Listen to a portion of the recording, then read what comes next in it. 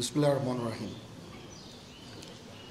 আমি আপনাদের কাছে আবার কৃতজ্ঞতা জানাচ্ছি যে যখনই আমরা আপনাদেরকে আহ্বান করি, আপনাদেরকে আসার জন্য অনুরোধ করি, আপনারা আসেন এবং আমাদের এই বিভিন্ন খবরগুলো সবাইকে জানাতে সহায়তা করেন। আজকে আপনাদের প্রতি কৃতজ্ঞতা। আপনারা আজকে খুব কম সময়ের মধ্যে আপনারা এসেছেন। ভাবলাম যে কী পরিস্থিতি হচ্ছে, কি হচ্ছে, এই ব্যাপারগুলো নিয়ে আপনাদের সাথে আবার একটু কথা বলি। কিছুক্ষণ আগে আমি আমার কমান্ডারদের সাথে, জিওসিসদের সাথে কথা বলেছি। পরিস্থিতি এখন অনেক উন্নতি হচ্ছে। আস্তে আস্তে ধীরে ধীরে আমার ধারণা যে ৩-৪ দিনের মধ্যে পরিস্থিতি স্বাভাবিক পর্যায়ে চলে আসবে। তবে যারা এই সমস্ত অপরাধ করেছে তাদেরকে আমরা ছাড় দিব না। অবশ্যই তাদের বিরুদ্ধে আইনানুগ ব্যবস্থা গ্রহণ করা হবে। আপনারা দেখতে পাচ্ছেন আমার সাথে 2 নেভি চিফ এবং এয়ার চিফ আছেন। আমরা একসাথে কাজ করছি। কিছুক্ষণ আগে আমার প্রফেসর ইউনুসের সাথেও কথা হয়েছে। ওনার সাথে কথা বলে আমার খুব ভালো লাগলো। আমার কাছে মনে হয়েছে উনি অত্যন্ত আগ্রহী এই কাজটা করার জন্য, এবং আমি নিশ্চিত যে উনি আমাদেরকে একটা সুন্দর গণতান্ত্রিক প্রক্রিয়ায় আমাদের নিয়ে যেতে সক্ষম হবেন এবং আমরা এ থেকে উপকৃত হব। আর আমি দেখলাম যে স্টুডেন্ট এবং ভলেন্টিয়ার্সরা অত্যন্ত চমৎকার কাজ করছে। যেহেতু এখন ট্রাফিক পুলিশ ছিল না, তারা ট্রাফিকিংয়ের কাজ করছে, বিভিন্ন রাস্তা পরিষ্কার করা, যে সমস্ত ভ্যান্ডালাইজেশন হয়েছে যে সমস্ত স্থাপনাগুলোতে, ওগুলোকে পরিষ্কার করা। আমরা অত্যন্ত আনন্দিত যে তারা এই ভালো কাজগুলো চালিয়ে যাচ্ছে। আমি তাদেরকে অনুরোধ করব যে এই ভালো কাজগুলো যেন তারা চালিয়ে যায় এবং বিভিন্ন জায়গায় ঢাকার বাইরে যে সমস্ত লুটতরাজ অপরাধ সংগঠিত হচ্ছে ওগুলো প্রতিহত করার জন্য আমি তাদেরকে অনুরোধ করেছিলাম এবং তারা সেই কাজও করছে। এবং আমি নিশ্চিত যে আমরা সবাই মিলে একটা সুন্দর আবার স্বাভাবিক পরিস্থিতিতে আমরা ফেরত চলে আসতে পারব। আপনারা জানেন যে আমরা কেয়ারটেকার গভর্নমেন্টের প্রধান ডক্টর ইউনুসকে আমরা নির্বাচন করেছি অনেক আলোচনা করে। আমরা নিজেদের মধ্যে অনেক আলোচনা করেছি এবং সমস্ত রাজনৈতিক নেতৃবৃন্দের সাথে, স্টুডেন্ট কোঅর্ডিনেটরদের সাথে আলোচনা করেছি। আমার সাথে নেভি চিফ এবং এয়ার চিফ ওনারাও ছিলেন এবং মহামান্য রাষ্ট্রপতির সাথে আমরা আলোচনা করেছি এবং আলোচনা করে আমরা সর্বসম্মতভাবে সম্মত হয়েছি এবং ওনার কাছে প্রস্তাব দিয়েছি চিফ অ্যাডভাইজার ডক্টর ইউনুসকে করার জন্য এবং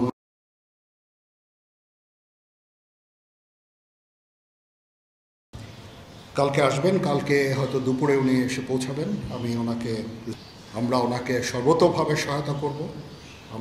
আমি আর্মি চিফ এবং আমি নিশ্চিত যে উনি সমস্ত রাজনৈতিক দল এবং সবার কাছ থেকে সাহায্য সহযোগিতা পাবেন। স্টুডেন্ট ফোরাম, স্টুডেন্টস এবং আমরা সবাই মিলে ওনাকে সাহায্য করব এবং আমি নিশ্চিত যে তাহলে উনি অত্যন্ত সফলভাবে ওনার এই কাজ সমাধা করতে সক্ষম হবেন। অনেক ধরনের গুজব চলছে। আমি জনগণকে আহ্বান করব এ ধরনের গুজবে যেন কান না দেয়। আমরা একটা চমৎকার পরিবেশে সুন্দরভাবে সবাই মিলে আমরা কাজ করে যাচ্ছি। আমার সেনাবাহিনী নিয়ে বিভিন্ন সেনানিবাসের মধ্যে বিভিন্ন কিছু হচ্ছে ইত্যাদি সমস্ত গুজব রটনা করা হচ্ছে। এগুলোতে আপনারা কান দিবেন না এবং আপনারা এই ধরনের গুজব ছড়াতেও দয়া করে সাহায্য করবেন না। আমি জানি সবাই এটা ইচ্ছা করে করেন না, হয়তো আউট অফ প্যানিক আপনারা এটা করেন। এই জিনিসটা থেকে নিবৃত্ত থাকলে এটা ভালো হবে এবং আরেকজনকে কোনো নিশ্চিত না হয়ে কাউকে এ ধরনের কোনো খবর সংবাদ আপনারা দেওয়া থেকে বিরত থাকবেন, তাহলে এটা আমাদেরকে সাহায্য করবে। পুলিশের পুনর্গঠনের কাজ চলছে। এখন পুলিশ প্রধান একজন নিয়োগ দেওয়া হয়েছে। আমি নিশ্চিত যে পুলিশের মনোবল আবার ফেরত আসবে এবং পুলিশ একটা প্রফেশনাল ফোর্স হিসাবে ভালোভাবে তাদের দায়িত্ব পালন করতে সক্ষম হবে। সর্বশেষে আমি আপনাদের নিশ্চিত করতে চাচ্ছি যে সেনাবাহিনী, নৌবাহিনী, বিমান বাহিনী সর্বদা জনগণের সাথে আছে এবং থাকবে এবং আমরা কাজ করে যাব, পাশাপাশি সবার সাথে মিলে কাজ করে যাব এবং আমরা একটা সুন্দর ভবিষ্যতের দিকে যেতে পারবো, ভবিষ্যতে পৌঁছাতে পারবো বলে আমি বিশ্বাস রাখি। আপনারা আমাদের সবাইকে সাহায্য সহযোগিতা করবেন। আপনাদের সাহায্য নিয়ে ইনশাল্লাহ আমরা এটা করতে পারবো। আপনারা মিডিয়া অলরেডি অত্যন্ত দায়িত্বপূর্ণভাবে আপনাদের সংবাদ পরিবেশন করছেন। আমি আবার আপনাদের কাছে এই জন্য কৃতজ্ঞতা জানাচ্ছি এবং ইনশাআল্লাহ আমরা সবাই মিলে দেশকে একটা সুন্দর একটা পরিবেশ আমরা সৃষ্টি করতে পারবো এই দেশে, এবং আমরা সবাই ভালো থাকবো ইনশাআল্লাহ। এখন আপনাদের যদি কোনো কোয়ারিজ থাকে, কোনো প্রশ্ন থাকে, আমাকে করতে পারেন। আমি যদি আমার জানা থাকে আমি অবশ্যই এটার উত্তর দেব। কালকে আমরা শপথ গ্রহণের জন্য যথাসাধ্য চেষ্টা করছি।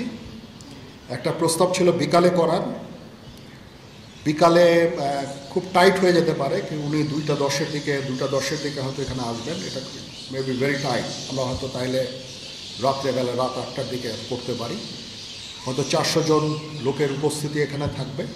এই পরিসরে আমরা শপথ গ্রহণের অনুষ্ঠান ইনশাল্লাহ করব। সেনাপ্রধান, আমরা দেখেছি যে সেনাবাহিনী বাংলাদেশ এবং বাইরে যে কোনো দুর্যোগ, যে কোনো কিছু মোকাবেলা করতে সক্ষম।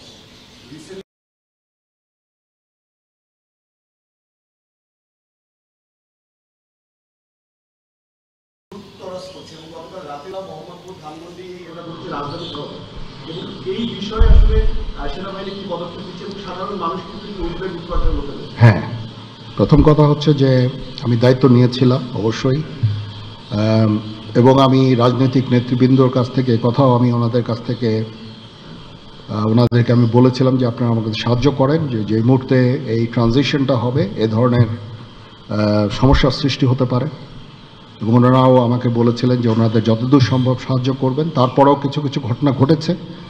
এটা ঘটার পিছনে তো কিছু কারণও আছে, এবং আমরা ইনিশিয়ালি হয়তো কিছু এরকম ঘটনা ঘটেছে, বাট তারপরে এখন পরিস্থিতি কিন্তু অনেক শান্ত হয়ে আসছে। আমরা আমাদের যত স্ট্রেংথ আছে, পুলিশ কিন্তু নন এক্সিস্টিং, পুলিশ কোনো ডিউটিতে নাই। পুলিশের একটা বড় ফোর্স, এটার যে ভয়েড যেটা সৃষ্টি হয়েছে, এই ভয়েডটা সেনাবাহিনীর স্ট্রেংথ দিয়ে এটা পুরা করা সম্ভব না। আর তারপরেও আমরা যথাসাধ্য চেষ্টা করে যাচ্ছি, এবং হাজার হাজার লোককে আমরা কিন্তু এই সমস্ত সমস্যা থেকে আমরা উদ্ধার করেছি। বহু পুলিশ, আমার জানা মতে বহু পুলিশ, অনেক থানা, তারপরে সরকারি কর্মকর্তা কর্মচারীদের রেস্কিউ করা, এই সমস্ত কাজগুলো আমরা করেছি। আমরা সমস্ত ইম্পর্টেন্ট জায়গা যেমন বিমানবন্দর, ডিপ্লোম্যাটিক এরিয়া, সেক্রেটারিয়েট, জাজেসদের অ্যাকোমোডেশন, তারপরে সেক্রেটারিদের অ্যাকোমোডেশন, এই সমস্ত গুরুত্বপূর্ণ জায়গাগুলিও আমরা প্রোটেক্ট করছি, এবং বিভিন্ন জায়গায় পেট্রোলিং করা হচ্ছে। তারপরেও একটা ইনিশিয়ালি 2-1 দিন এটা হয়েছে, সেই জন্য আমি অত্যন্ত দুঃখিত এবং বিব্রত।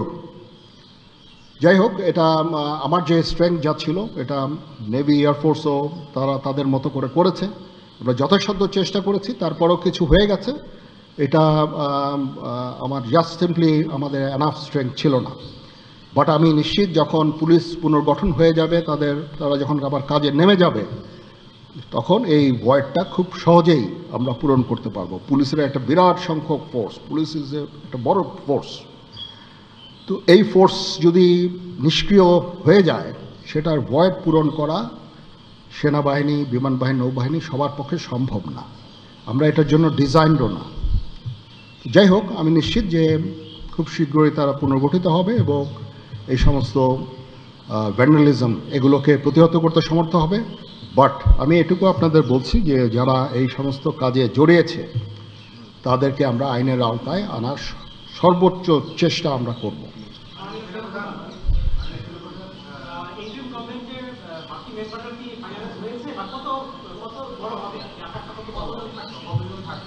আমার ধারণা আপাতত 15 জন হতে পারে, তারপরেও 2-1 জন আপ অ্যান্ড ডাউন এটা করতে পারে, এটা এরকম একটা সংখ্যক, এবং মোটামুটি একটা দাঁড়িয়ে যাচ্ছে।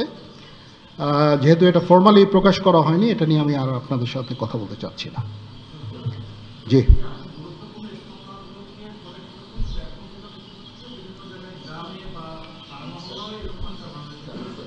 হ্যাঁ হচ্ছে, বাট সংখ্যা অনেক কমে এসেছে। 1-2 দিন, প্রথম 1-2 দিনে যেটা হয়েছে, সংখ্যা অনেক কমে এসেছে। আমরা আনসার ভিডিপিকেও কাজে লাগিয়েছি, এবং আমি তো বললাম যে ছাত্ররাও আমাদের সাহায্য করছে বিভিন্ন গ্রামে গঞ্জে। তারা এই কাজগুলো মাধ্যমে, তাদের উপস্থিতির মাধ্যমে আমাদের সাহায্য করছে, এবং বিএনসিসিকেও আমরা এটাতে করতে আমরা হয়তো এমপ্লয় করব এই কাজে। আমি আমার যত ফোর্স আছে মিলিটারি সব অল ডিপ্লয়েড, এবং তারা তাদের সাধ্যমতো এই কাজে নিয়োজিত।